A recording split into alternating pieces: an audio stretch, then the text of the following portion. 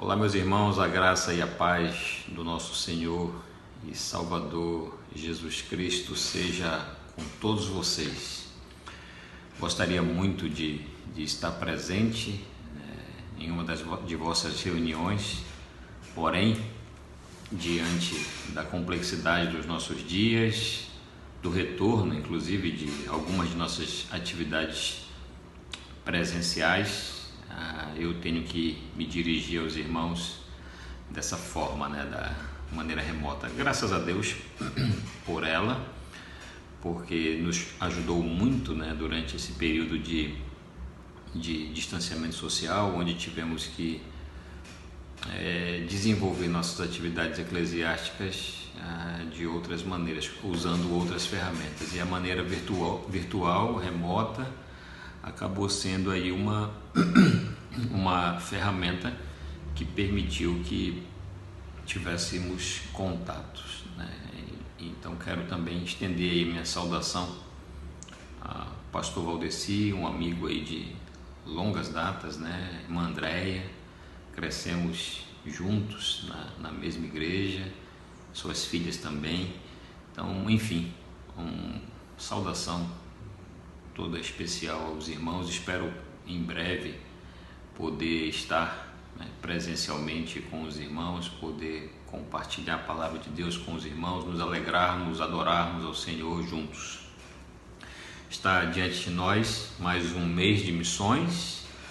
A gente vê muitas atividades nesse período, tendo que pausar, encerrar. Vai ver comércios fechando e, dentre outras coisas, uma série de situações que não eram comuns a nós, acabamos tendo que nos adaptar. Mas o que eu gostaria de dizer para iniciar é que a atividade missionária não parou, o Evangelho continuou sendo pregado, continua sendo pregado. Tenho certeza que os irmãos, diante de todo esse contexto que está sendo vivido por nós, tem sido vivido por nós, ainda assim pregaram o Evangelho, testemunharam da graça de Deus, falaram da esperança que existe em Cristo Jesus, nosso Senhor, para pessoas que nada sabem ou pouco sabem a respeito do Evangelho.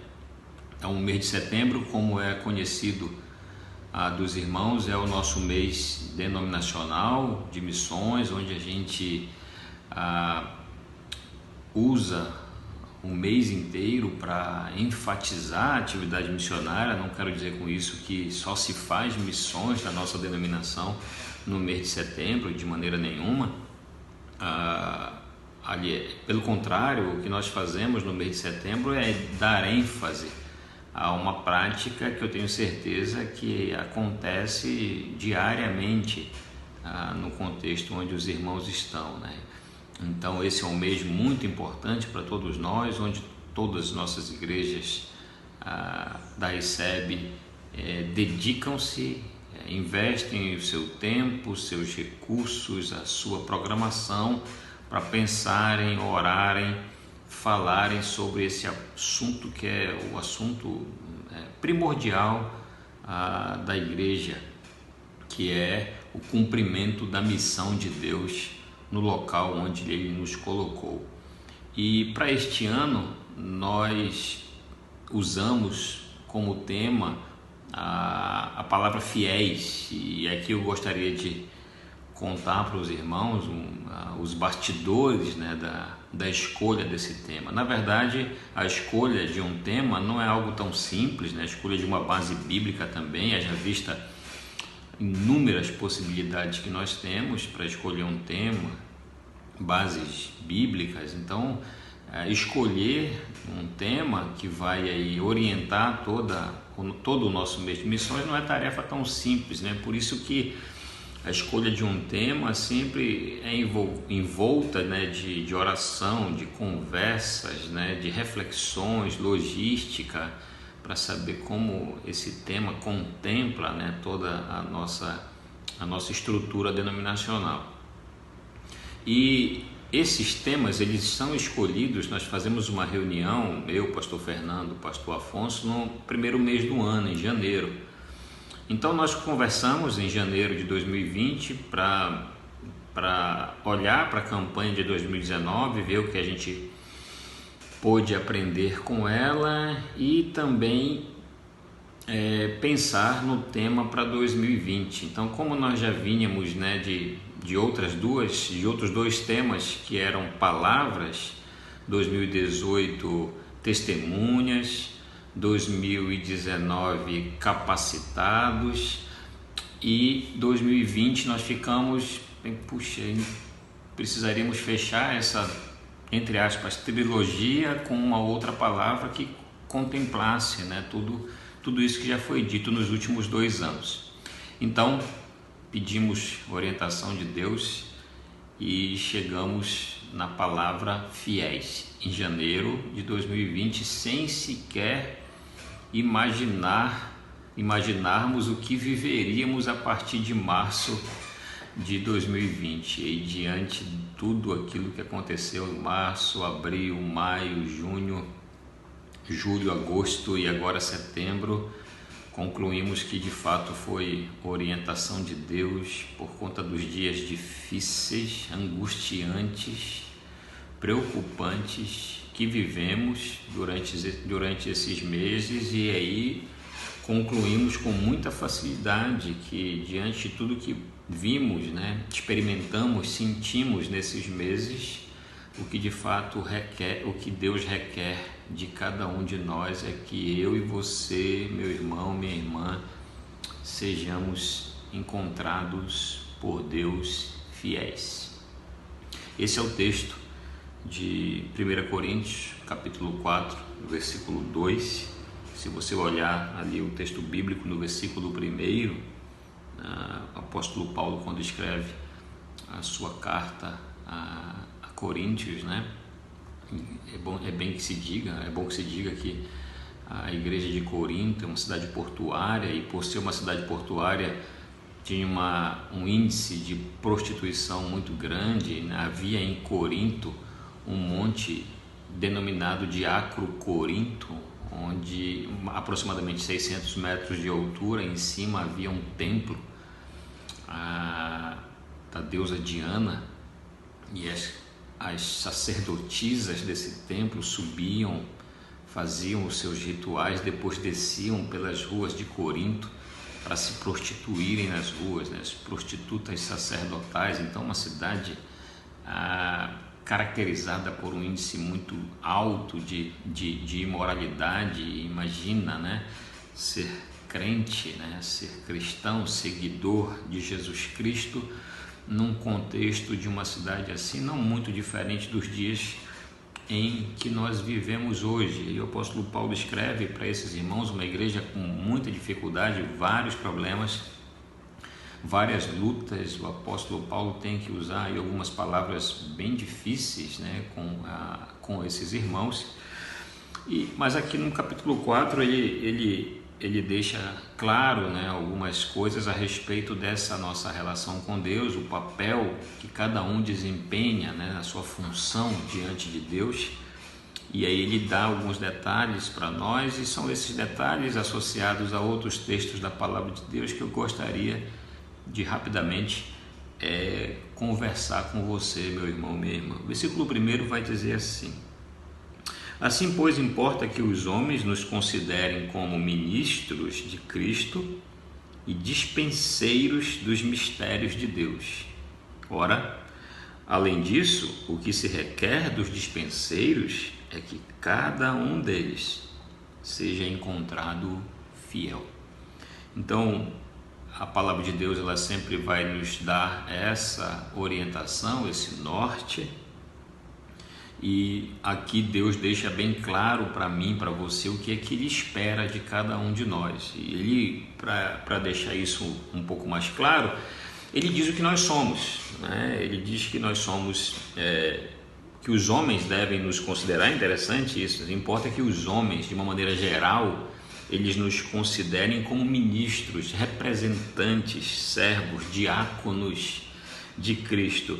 E não somente isso, é interessante é que esse olhar é das pessoas que estão de fora. Eles devem olhar para nós e perceber a nossa relação com Cristo, totalmente coerente com aquilo que Jesus ensina em Mateus capítulo 5, no Sermão do Monte, quando deixa claro para nós o que é que ele espera de cada um dos seus seguidores, né? A identificação com Cristo, que essa identificação ela não deve ser uma identificação tão somente verbal, no discurso, mas principalmente com ações. É por isso que os homens, ao olhar para nós, eles devem nos considerar, porque conseguem ver. E faz todo sentido, ainda no Sermão do Monte, o Senhor Jesus dizendo ali no capítulo 5 que nós somos o sal da terra, nós somos a luz do mundo, exatamente porque as pessoas devem nos considerar dessa maneira. E isso é totalmente coerente com aquilo que o apóstolo Paulo está dizendo aqui para esses irmãos em Corinto. Então, que nós somos ministros de Cristo, diáconos, servos de Cristo e dispenseiros dos mistérios de Deus. O seu dispenseiro é aquele que tinha a chave da dispensa, que distribuía o alimento. Não era, e aí o versículo 2 vai dar um pouco mais de detalhe acerca do dispenseiro, do seu papel, de qual era a sua grande responsabilidade. Ora, além disso, o que se requer dos dispenseiros, vejam no plural, né? Vários dispenseiros, não é apenas um dispenseiro, vários dispenseiros. A igreja é o local dos dispenseiros de Cristo, daqueles que servem, que têm as chaves das dispensas e servem as pessoas, né? Isso não está encarregado de apenas uma pessoa, do pastor, da sua liderança, dos seminaristas, dos missionários. Todos nós devemos nos considerar dispenseiros. É por isso que não há espaço para telespectadores na igreja.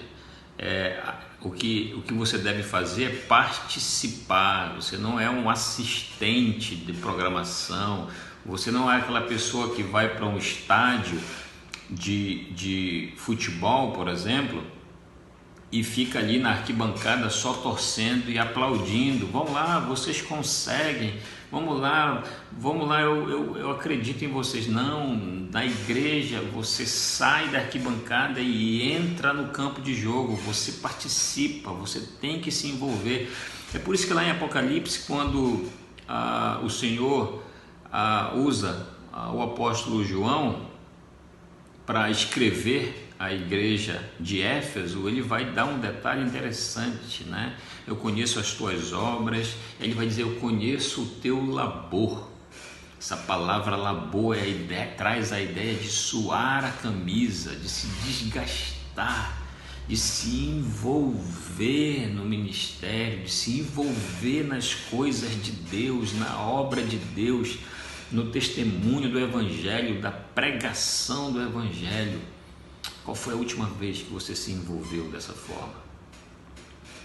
Qual foi a última vez que você se envolveu a ponto de se desgastar, suar a camisa?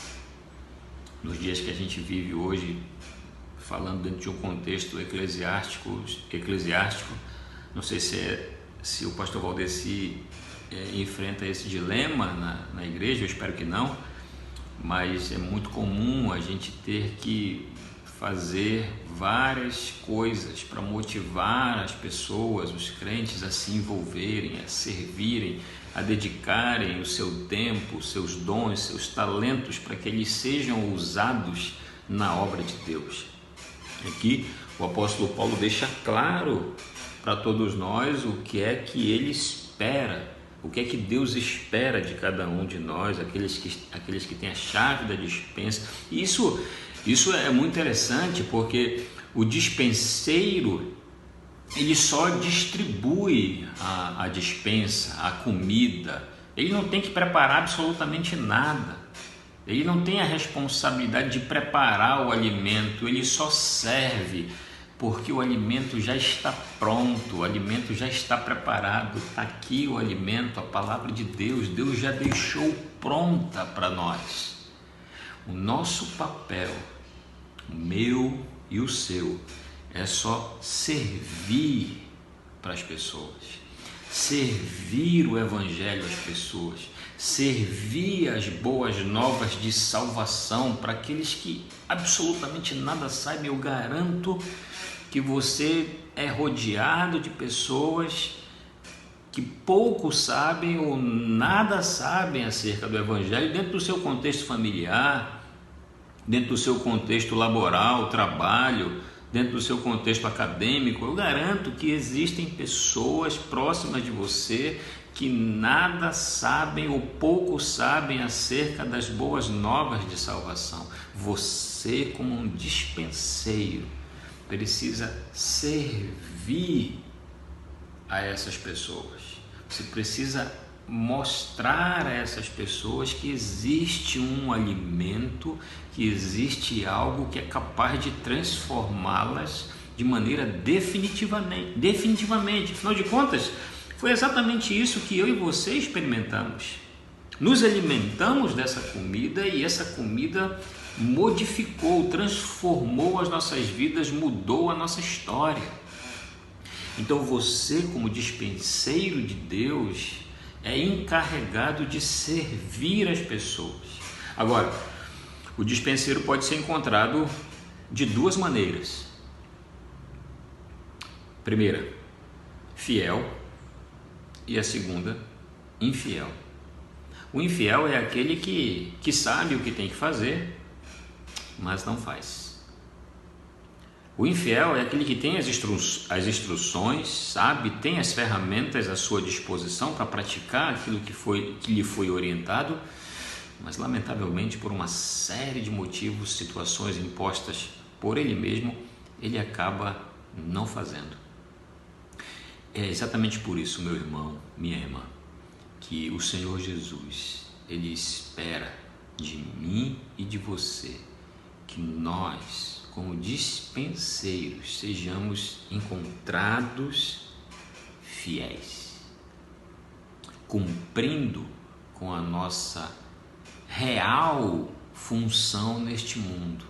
Deus não nos colocou aqui neste mundo tão somente para sermos bem-sucedidos nas nossas vidas materiais, profissionais. Isso é importante, claro que é. Se vier, é muito bem-vinda, mas essa não é a razão principal das nossas vidas. A razão principal das nossas vidas é glorificar a Deus e servir a Deus, glorificar a Ele pregando o Evangelho, vivendo para Ele, fazendo tudo para o louvor da sua glória. Por isso que Ele fala para nós na sua palavra, que nós, como dispenseiros, todos nós, sem exceção, jovens, adolescentes, crianças, adultos, senhores, senhoras, anciãos, todos nós, como dispenseiros, devemos ser encontrados por Deus de maneira fiéis, cumprindo com o nosso papel nesse mundo, no lugar onde Ele tem nos colocado, aí dentro do contexto dos irmãos, onde a igreja está situada, onde os irmãos moram, na vizinhança, onde os irmãos estudam. Dentro desse contexto, o Senhor espera que eu e você sejamos encontrados por Ele de maneira fiéis. Para a gente começar a caminhar para o final, não tem como não pegar um exemplo incrível nas Escrituras a respeito da fidelidade de um homem. Os irmãos devem lembrar de Atos, o capítulo 1:8, quando Lucas, inspirado pelo Espírito Santo, diz: mas recebereis poder ao descer sobre vós o Espírito Santo, e sereis minhas testemunhas tanto em Jerusalém como em toda a Judéia e Samaria até os confins da terra. A promessa da vinda do Espírito Santo acontece, mas os discípulos não saem para pregar o Evangelho. E aí você vai para Atos capítulo 8, versículo 1, você vai ter uma grande perseguição acontecendo naquele momento, exatamente para proporcionar essa saída dos discípulos de Jerusalém para que eles fossem pregar o Evangelho. E é exatamente isso que acontece. Os discípulos saem, os apóstolos ficam, E aí vai narrar a história de um senhor chamado Filipe. E o Filipe saiu pregando o evangelho exatamente em Samaria. E Samaria, os samaritanos, você deve saber, não eram pessoas gratas, eram considerados personas não gratas naquele contexto, basicamente por dois motivos. Os samaritanos eram mestiços e adoravam a Deus num lugar diferente. Você vai lembrar aí do discurso de Jesus, do diálogo de Jesus com a mulher samaritana, quando ela coloca aquela questão espiritual ali: nossos pais adoravam neste monte, vocês dizem que é em Jerusalém. Enfim, onde é o local para adoração? Jesus vai dizer: mulher, vai chegar uma hora, e mais na frente ele vai dizer: e já chegou, que os verdadeiros adoradores adorarão o Pai em espírito e em verdade. Então Filipe, descendo a cidade de Samaria, anunciava-lhes a Cristo. Você vai olhar, e aí vai dar alguns detalhes para nós de que a pregação de Filipe estava proporcionando libertação, vida, transformação. Os paralíticos estavam sendo curados, os possessos libertos,